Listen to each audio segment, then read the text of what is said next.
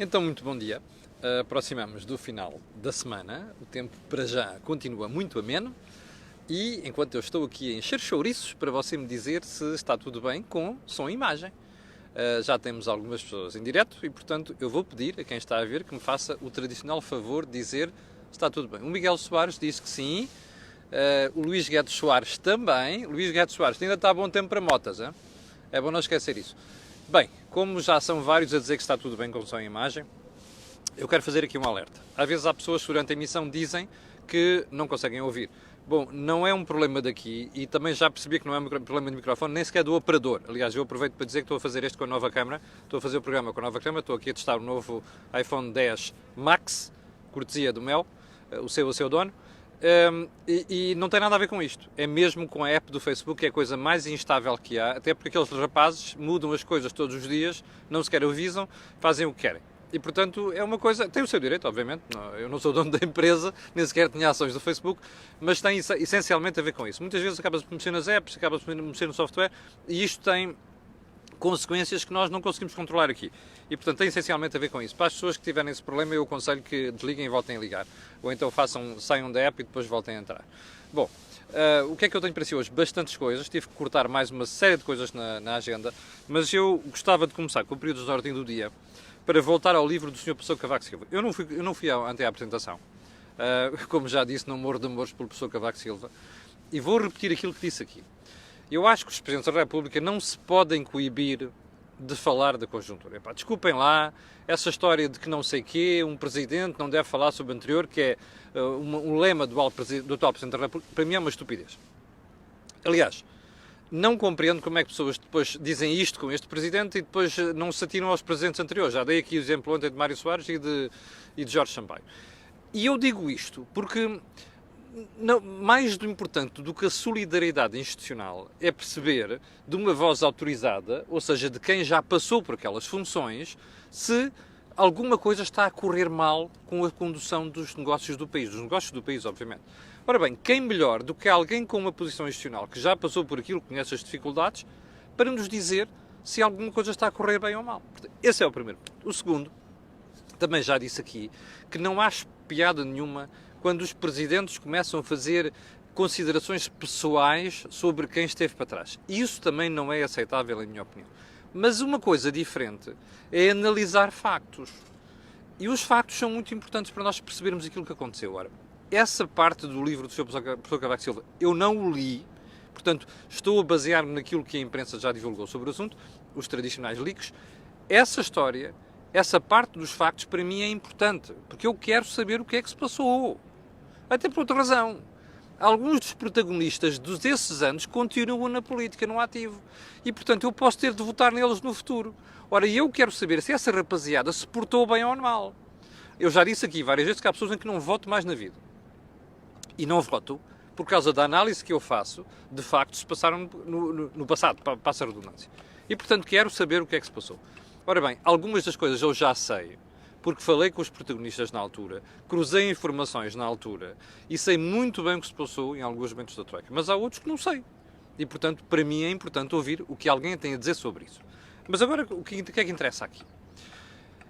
Eu gostava de comentar a reação do Sr. Primeiro-Ministro quando os jornalistas lhe perguntaram então e o livro do Sr. Pessoa Cavaco Silva? E o Primeiro-Ministro, para mim, olha, palmas. Eu vou bater palmas, fofinhos, eu estou a bater palmas ao Dr. António Costa. O Dr. António Costa teve sentido de Estado. Se fosse José Sócrates, aliás, recorda-se as reações de José Sócrates quando Cavaco dizia alguma coisa que ele não gostava, era uma chatice. António Costa disse uma coisa muito singela, foi, eu não comento coisas sobre conversas com o Presidente da República ou com outros protagonistas quaisquer. Ora bem, nós podemos não concordar, dizer, está bem, isto não dá jeito agora porque o António Costa é um dos visados no livro. Não interessa. A atitude do Sr. Primeiro-Ministro foi a única, a melhor, a mais correta que ele podia ter tido. Até porque eu não sei se algumas das afirmações que lá estão, eu repito, não vi o livro. Até porque não sei se algumas das coisas que são ditas lá sobre ele são deselegantes ou não. E, portanto, acho que foi uma atitude digna, uma atitude correta e espero que haja outros protagonistas que a venham a seguir no futuro. Bom, segundo ponto desta conversa. Eu não sei se reparou, tínhamos escapado. Houve um senhor que me escreveu a dizer assim, você passou-lhe ao lado uma manchete do Diário Notícias, salvo ver de quinta-feira ou não sei o quê. E a manchete é esta. Hoteleiros querem duplicar a oferta em Lisboa e Porto. Eu acho muito bem que as empresas, quando acham que devem investir, o façam. Mas o senhor que me escreveu isto fez-me outra observação. Repare uma coisa. As autarquias de Lisboa e Porto vão deixar de duplicar a oferta hoteleira? Uma boa pergunta. Por duas razões. Primeiro, porque estão a coartar o crescimento do alojamento local. E coartando o alojamento local, se deixarem fazer os hoteleiros, a gente fica na dúvida porque é que isto está a suceder. Faites la liaison. Segunda questão. Nós temos a certeza que uma boa parte desta oferta hoteleira é nova, edifícios novos, em sítios não construídos? Ou vai ser reconversão de unidades, provavelmente algumas delas, em zonas onde até pode haver já pressão turística muito grande? Está a ver? Eu não sei.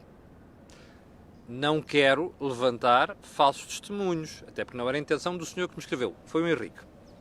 E não vou dizer o último nome, ele pode não interessar que seja divulgado. Mas há aqui uma coisa que vale a pena pensar. Primeiro, está-se a cortar num lado para dar do outro. Segundo, uma parte destas unidades não vão aparecer em zonas já onde há muita gentrificação, que é uma grande preocupação da esquerda. Já agora, o prédio do Ricardo Robles, aquele e da Mana, que esteve à venda, não sei se ainda está, também não é uma zona de muita gentrificação. Está a ver como as coisas funcionam em Portugal? É assim. Bom, como diz o Presidente da República, vamos lá seguir para a nossa agenda. Primeiro ponto. Camarada Vieira da Silva, Ministro da Segurança Social do Trabalho. Você não imagina o brutal nascer do sol que eu tenho aqui à minha esquerda, com este belíssimo cenário do Tejo aqui ao fundo. Isto até lava a alma logo de manhã. Desculpe-me lá a parte poética, mas não resisti. Bem, camarada Vieira da Silva foi ao Parlamento ontem explicar aquilo que para mim é a atrapalhada monumental nesta história das pensões. E agora imagine só, o camarada Vieira da Silva, como você deve imaginar, não explicou rigorosamente nada. Passou o tempo com aquelas falinhas mansas dele e não sei das quantas, não é? Que é muito estilo dele, a tentar atirar areia para os olhos dos deputados. Mas foi absolutamente entalado ontem. Foi entalado pela direita e foi entalado pela extrema-esquerda. E é muito bem feita. Bom, o que eu acho espantoso no Dr. Vieira da Silva é como ele consegue fazer esta pouca vergonha. Desde que eu o conheço enquanto governante, é isto. Conta umas histórias que depois nunca são verdadeiras. Ou raramente são verdadeiras. Houve uma vez Bom, eu não vou contar. Não vou contar porque é muito chato e é a parte pessoal de políticos, eu prefiro não contar. Mas enfim. Vieira da Silva é especializado em dizer que vai fazer umas coisas maravilhosas. E depois, pela calada, corta aquilo. Ou então, pela calada, desdiz aquilo que disse. A história das pensões antecipadas sem cortes, sem penalizações, é exatamente isso. E ele provou ontem no Parlamento. Ontem no Parlamento tinha a oportunidade de ouro para dizer assim: bem, nós cometemos um erro. Ou então dizer o que ele dizia ao público e à Renascença antes de ontem. Que é, não podemos fazer aquilo porque implicaria depois um aumento do resto das contribuições para a Segurança Social de 5 pontos ou 6. Eu até acho que ele foi simpático quando disse 5. Provavelmente é superior a 5. Bom, mas isto é que me incomoda nos políticos daquele calibre. E não é só à esquerda, é à direita também. É que nunca contam a história toda. Quando andam a vender facilidades, nunca explicam isto. Ouça, você que está desse lado, nós temos uma pirâmide invertida. Antigamente era assim. Agora é assim. Percebe? Bem, você tem as mutações económicas com uma rapidez brutal. Você tem gente reformada ou próxima da reforma com muito pouco tempo de carreira contributiva, percebe? E contribuições baixas. Você não pode fazer malabarismo na Segurança Social. Não há hipótese. Aqui é aquela zona onde 2 mais 2 são 2. Não são 5 nem 6, ao contrário do que diz a extrema-esquerda e do que diz o Sr. Ministro da Segurança Social quando está a fazer eleitoralismo. E o Sr. Primeiro-Ministro também. Percebe? Isto não há hipótese, não há volta a dar. E este senhor diz sempre que é possível. E depois corta. E depois atrás faz exatamente o contrário. Foi isso mesmo que fez no Parlamento ontem. E agora o segundo ponto. O Ministro não só não explicou aquilo, como fez um papel lamentável. Quer ver o que é que ele diz? A uma certa altura, já depois de ser muito apartado pelos deputados, o Dr. Vieira da Silva sai-se com esta. Espera aí, que é para não haver dúvidas, está bem? Quando lhe perguntaram assim, então espera aí, o senhor está aqui a pôr um travão. Eu recordo. Segundo o que ele decidiu, só pode reformar-se aos 60 anos, sem penalizações, o fator de sustentabilidade dos tais 14,5% mais 0,5% ao ano, não é? Que dá uma batelada ao fim quando chega a idade da reforma. Aquilo só pode ser feito por quem tenha 60 anos e tenha 40 anos de contribuições. Bom, o que é que faz o Dr. Vieira da Silva? Quando lhe dizem assim, então mas espera aí, quem tiver 63? Pois, não cai naquela alçada, não pode. Bom, então você não vai mudar isto? E ele, bem, ou seja, você pôs aqui um travão. E veja o que é que ele diz. Este assunto, agora veja, aspas, será discutido no futuro, noutros quadros e com outra iniciativa legislativa. Repare uma coisa, eu vou repetir. No futuro, com outros quadros e noutra iniciativa legislativa. Diga-me só uma coisa. Destes 3 fatores, qual é que é o certo? Ok? Diga-me lá. Destes 3 fatores, qual é o que está limitado no tempo? Mais. Destes 3 fatores, quais é que são concretos? 0. Ouviu bem? Olha aqui. 0. Ou seja, sabe como é que isto traduz para português o que se disse o Sr. Ministro ontem? Olhem, nós vamos deixar isto para as calendas gregas, como se diz. Mais. Quando é que saem as calendas gregas? Ele não diz. O que é que vai fazer exatamente? Também não diz. Mas eu vou-lhe dizer. Mais tarde ou mais cedo, e já lhe vou dizer quando é que vai ser, ele vai introduzir uma limitação. Porque isto não é possível. Ponto final. A menos que você queira pagar mais 5 ou 6 pontos para a Segurança Social. Daquilo que já ganha hoje em dia. Segundo, a menos que você queira inventar um outro imposto qualquer para cobrir aquela marmelada. Ora, eu sou muito solidário com os velhinhos, com os de terceira idade, que estão a reformar. Mas há uma coisa que eu não quero ser tão solidário que eu ponho em causa o meu futuro, a minha segurança social e dos meus filhos. E a sustentabilidade da vida dos meus filhos. Eu tenho filhos para criar, eu tenho casa para pagar, portanto, eu tenho carro para pagar. E, portanto, eu não quero que a minha solidariedade vá ao extremo só para facilitar a vida a quem contribuiu pouco. Desculpem, mas não faço isso. Há um limite para a minha solidariedade.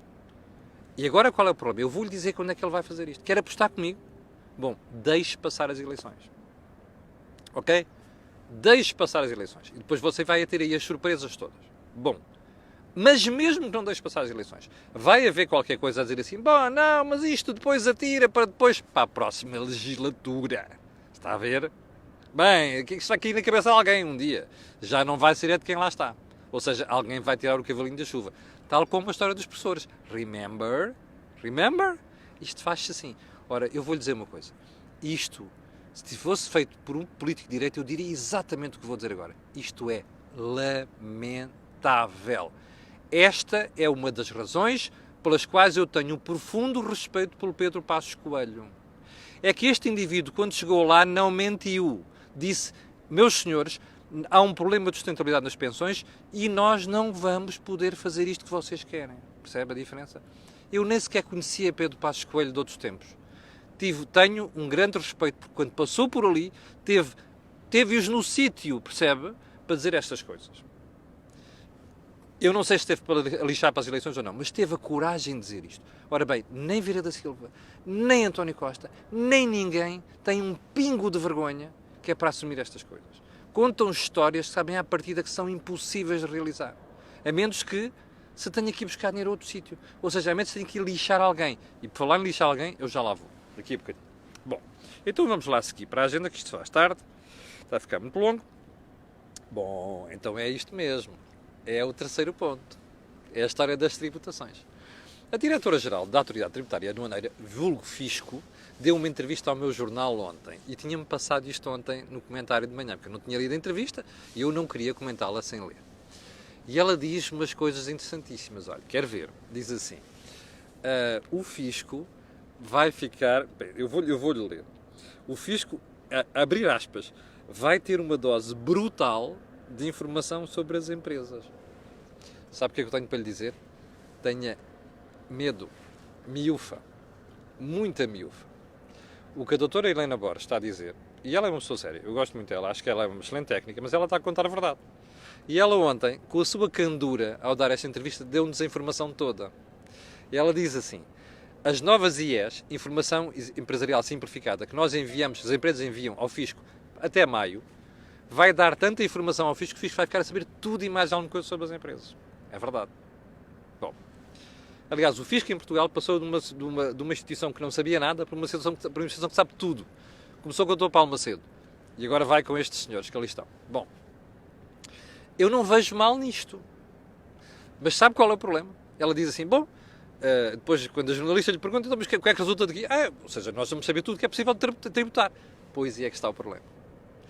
É que não é o Fisco que vai dizer o que é que tem de se tributar, mas o legislador vai. Os Vieiras da Silva desta vida, que andam a tentar dar benesses, ou quando não podem dar benesses, a não ser ir buscando mais impostos, vão utilizar isto, não é só ele, é os outros também, vão utilizar isto para cair em cima das empresas. Mais, você dirá aos particulares, os particulares já está. Quando você diz que vai ao supermercado, dá o seu contribuinte, não sei quantos, o Fisco sabe mais de si e de mim do que toda a gente. E no dia em que quiser cair em cima de si, cai mesmo. Portanto, isto aqui é preocupante. É uma espécie de Big Brother fiscal. Mas mais importante do que isso, é que o problema é que você não vê depois do lado da despesa uma redução. É que se os governos reduzissem despesa, você não ficava preocupado, nem eu. Porque, quer dizer, eles têm lá a informação, mas como não é preciso, não aumentam despesa, não vão buscar mais impostos. Mas não. O problema em Portugal é exatamente este. É que você tem um aumento contínuo da despesa. Vá lá, eu mostro-lhe um dia deste gráfico. A despesa vai assim em Portugal, não parou até hoje. Há momentos de inflexão, sabe quando? Quando o FMI cá esteve. Em 78, em 83 e adivinhe, em 2012, está a ver? São os únicos momentos em que a despesa faz isto, mas depois volta a subir. Ora, e como você precisa de quadrar aquela despesa, o que é que acontece aos impostos? Zumba! Por ali acima. A propósito, fofinhos, eu vou recordar. Lembra-se do enorme aumento de impostos de Gaspar, nem 50% foi revertido, está a ver? Pergunte isso ao Dr. Costa e pergunte isso ao Dr. Centeno. Bom, quando ao Dr. Centeno falaremos um dia destes. Bom, já percebeu? Tenha medo. Muito medo. Isto vai correr mal para o seu bolso. Ok? Mais tarde ou mais cedo. Não ponha travão na despesa dos governos, não. Continua a fazer de conta que é possível dar tudo e a todos ao mesmo tempo. Continua a fazer de conta. É que você é que vai pagar. Você que trabalha hoje em dia é que vai pagar. Bom, vamos lá. Vamos lá. Caminhar para bingo. Bem, mudando de assunto. Há mais instituições que começam a dizer que Portugal vai crescer 1,8% em 2019. Sabe porquê? Aquela ajuda que o Governo pensa que vai ter do investimento não vai acontecer. Ontem foi mais uma instituição que dá pelo nome de Focus Economics. Porquê é que eu trago isto à colação? Você pode dizer assim, mas pode-se enganar, como diz o Centeno. Pois, pode-se enganar, claro que pode enganar. Sabe qual é a diferença? This time is different. Sabe qual é a diferença neste momento? É que há muita gente a dizer que a economia vai desacelerar. Contra pouca gente que está a dizer que vai ficar tudo bem e que vai subir. Percebe? Ou seja, começa a haver sinais de muita gente a apontar no mesmo sentido. Isto é que nos deve preocupar. Porque nós temos a mania, às vezes, 970 pessoas, ontem tivemos 2.000, olha, muito obrigado pelo apoio, 970 pessoas em direto. Bom, vamos lá, continuar a explicação. O que me preocupa aqui é este autismo. E este autismo pode ter consequências graves, a nível orçamental, e eu daqui a pouco já lhe vou explicar porquê. Porque aqueles que andam aí a defender o Dr. Centeno, aquela história no Parlamento, é bom que se acautelem. E eu já vou explicar porquê. Há uma declaração do Presidente da República ontem que parece ir de encontro àquilo que diz o Dr. Centeno. E parece ir contra aquilo que diz o tal. Mas não há. Mas não vai. E este é que é o ponto. é que começa a haver muita gente a dizer que pode desacelerar versus pouca gente diz que vai ficar tudo como está. Ora, isto não é bom, porque o orçamento de 2019 até se vai safar, porque você com mais coisa ou menos coisa vai resolver o problema. Eu já lhes vou explicar como é que vai resolver o problema. Bom, isso é o ponto seguinte. O Presidente da República, ontem, quando os jornalistas estenderam o microfone, perguntaram-lhe assim, então, o Sr. Presidente da República, então, e o déficit de 0,2%, mais o que diz o tal. E o Sr. Presidente da República disse, não, eu não tenho dúvidas nenhumas que vai ser 0,2%. Porque a questão... Bom dia, mais um fã da Cor do Dinheiro, aqui ao vivo, em direto. E o Sr. Presidente da República diz assim, bem... Como é que se vai lá chegar é que é irrelevante, não é? Porque há sempre uma forma de lá chegar. Ou seja, o Presidente da República ontem explicou-nos o que é que vai acontecer. Bom, eu já tinha explicado aqui. Mas ontem fez o Presidente, que é... Repare, quando ele diz assim, bem, alguma coisa se faz para chegar a 0,2%. É verdade. Bom, das duas uma. Ou se aumenta impostos, ou então corta-se despesa, como com cativações. Ou seja... Aquilo que o tal veio fazer foi dizer assim, atenção, está aqui uma coisa encapotada que provavelmente vai acabar em cativação de despesa. Ora, é exatamente isso que corresponde àquela explicação do Sr. Presidente da República. E houve gente aí que veio logo a correr assim, olha, o Presidente afinal diz que confia naqueles, não confia no tal, não sei... Não! O Presidente da República disse apenas, nós vamos respeitar os 0,2%. Como? Who the fuck cares? Perdoa-me a expressão. Bem, o Sr. Ministro das Finanças há de arranjar a maneira de fazer aquilo. E é verdade. Aliás, estou sentando quando diz no Parlamento, vocês erraram, não sei das quantas, esquece de dizer outra coisa nas previsões. É que as previsões não se confirmaram porque ele, percebe, andou a cortar despesa pela calada e fez das cativações instrumento político orçamental. Ora, é isto que é bom lembrar. E, portanto, o Sr. Presidente da República ontem não criticou tal coisa nenhuma, explicou-nos a forma como aquilo se pode fazer. E isto é muito simples. Orçamento é a coisa mais simples que há. Receita, despesa. Você só joga com estas duas variáveis. Como é que você faz? Ou mais receita ou menos receita? É irrelevante. Mas isso é assim que se faz. Não há falta a dar, percebe? Bem, vamos lá para o último ponto. Eu tinha prometido ontem. O Parlamento chumbou a nomeação do Sr. Dr. Carlos Pereira para a presidência da ERSE. Olha, primeiro ponto. Palmas para o Parlamento. Mostra que faz a sua função de fiscalizar aquilo que é o Poder Executivo. Segundo ponto, ontem, primeiro, para ser negativo, ontem chumbou mesmo. E ontem o Dr. Carlos Pereira, eu já disse que não tenho nada contra ele, eu o conheço há muitos anos, desde a Madeira, conheci-o na Madeira, tenho excelente impressão dele. Não tem nada de pessoal as críticas que eu lhe fiz. Tem de institucional. Eu repito, não se pode ter o vice-presidente de uma comissão parlamentar que já decidiu que há rendas excessivas, não é? Que não vai apurar, já decidiu que há rendas excessivas, que vai ser nomeado para a presidência de um órgão que regula o setor. Não pode haver isto. Desculpa lá. Não pode haver isto. E, portanto, ele teve a decência ontem de retirar a sua candidatura. Eu acho que ele cometeu um erro. Já devia ter retirado mais cedo. E agora você perguntará, bom, então como é que isto vai resolver? Não sei. Como o Governo tem falta de vergonha nestas matérias, eu suspeito que vai arranjar mais uma pessoa que tenha que querer fazer fretes ao Governo. Porque já percebeu a luta contra a EDP, que vai ser um bocadinho mais mitigada nos próximos tempos. Eu vou-lhe explicar isso amanhã, está bem? Já está a desenhar aí um cenário de, não queremos guerras até às eleições, estás a ver? Mas pronto, amanhã explicarei isso. Mas suspeito que o Governo, como quer fretes neste setor, há de mandar para alguém da sua confiança. Eu só tenho um conselho. Vamos lá mudar isto. Presidências de organismos reguladores e supervisores devia ser feito de uma maneira. Não é apenas por nomeação. Fazer um concurso internacional, percebe? Onde conta a competência das pessoas. Era a melhor forma de garantir que Portugal, que é um país pequenino, onde se conhece o primo, o tio e a irmã e anda toda a gente relacionada uns com os outros, garantia uma independência. Está a perceber? Olha, no Banco de Portugal, então, garanto-lhe que nunca tinha acontecido o que aconteceu nos últimos 20 anos. Portanto, valia a pena pensarmos nisto. E valia a pena nós, cidadãos, pensarmos nisto, que é para começarmos a condicionar os partidos para tomarem decisões destas. Bom, eu tenho que lhe pedir desculpa, já abusei um bocado de tempo hoje. Vou-lhe só dar mais uma informação. Afinal, não vai haver think tank hoje, porque ontem, não chegou a haver ontem, porque as agendas de 3 pessoas não eram coincidentes. Não vai haver hoje. Eu peço imensa desculpa por isso. Vamos tentar fazê-lo na próxima semana. Quanto a nós, olha, ficamos por aqui. Eu volto amanhã às 8 da manhã. Mas, para o final, além de agradecer a sua paciência, só lhe quero pedir um favor. Coloque aí um gosto e faça partilha nas redes sociais, porque o que você ouve aqui não ouve noutros sítios. Obrigado, bom dia e até amanhã às 8 da manhã. Com licença.